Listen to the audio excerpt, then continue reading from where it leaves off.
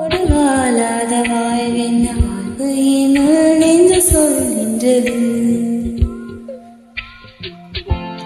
பூவோடு பேசாத காற்றென்ன காற்று ஒரு பூஞ்சோலை கேட்கின்றது. மண்ணிலே